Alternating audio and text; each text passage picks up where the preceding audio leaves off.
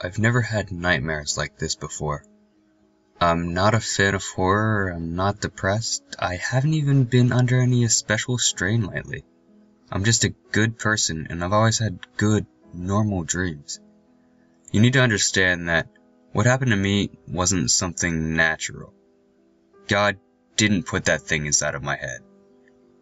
It was eerily lifelike, this nightmare, but I'm sure you've heard that before. I woke in the dream and was still perfectly aware of each of my senses.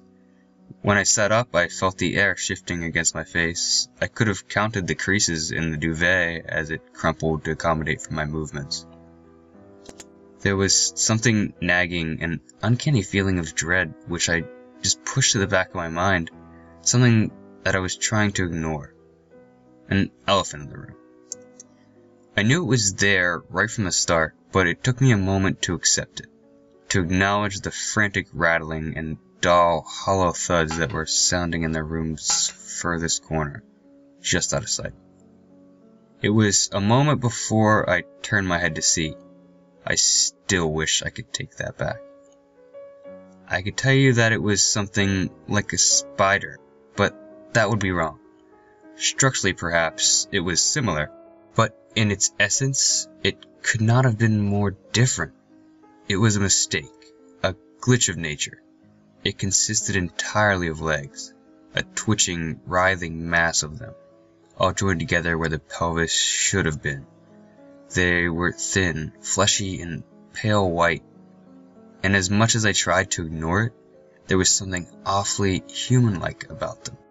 Its movements were nothing like a spider's. It moved as though it were in agony, like something dying and helpless, unable to control the contractions and spasms that racked its muscles. Aside from its appearance, there was something deeply disturbing about it, because not only did it seem to be dying, it struck me as having the air. Perhaps it was something to do with the blindness of the way in which it moved, of the not yet born.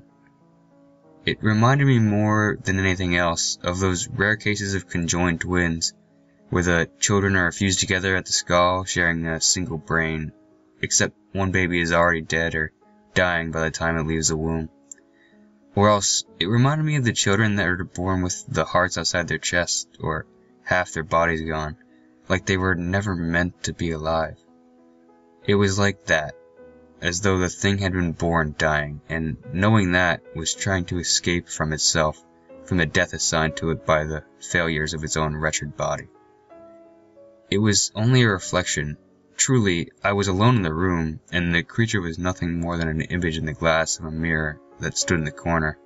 But this did nothing lessen my fear of the thing, because in a heartbeat, I realized what it was doing, where exactly it was trying to escape to. It was throwing itself against the mirror, this thing that wasn't even supposed to be alive, and wasn't even supposed to be able to move. It beat itself against the glass, struggling through its own convulsions, heaving, throwing itself through the air until it came to collide with the gleaming surface, before it crashed to the ground again. A twitching mass. I sat there immobile, transfixed by those awful, erratic movements, and it lifted itself up and threw itself forward and collapsed over and over again. I could hear its breathing, this thing that had no mouth and no lungs. It was panting with exertion. Each time it came in contact with the glass, the mirror shook violently, the creature letting out a hideous wheeze as its bones crunched beneath it. Its movements were quickly growing more violent, more desperate, and the thought that hit me was worse than anything that had come before. It was about to break through. I can't tell you how afraid I was. I can only tell you that at that moment, there was nothing, and I mean nothing in the world, that I wanted less than for that glass to break. I would have killed myself. Hell, I would have probably killed everybody I loved if only it would make that thing go away. The creature's breathing had mounted, sharpening and warping horribly into a piercing whine, like the sound of a pig screaming. No, it was more like 100 pigs screaming, crying in the burning fires of hell. Its legs rotating, gruesome and senseless on its fleshy axis of a body, I watched as it raised itself once more, as it heaved its weight forward, throwing itself against the glass with all its force, and knowing that this was it. this was the time when it would make it to my side, to our side of the mirror. The blissful ecstasy that flooded my body when I found myself awake, lying in silence and peaceful darkness, was beyond words.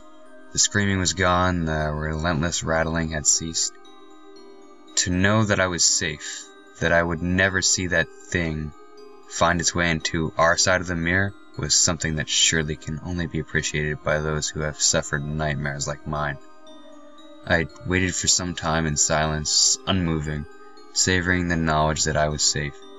There was part of me that vainly felt as though I myself had destroyed the creature, as though some transcending power of will had woken me just before the thing broke through, destroying it forever.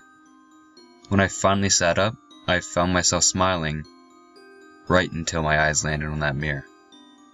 It was standing there where it had been last night, in the furthest corner of the room, but the sight of it made my blood run cold.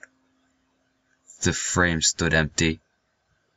The glass lay shattered on the floor.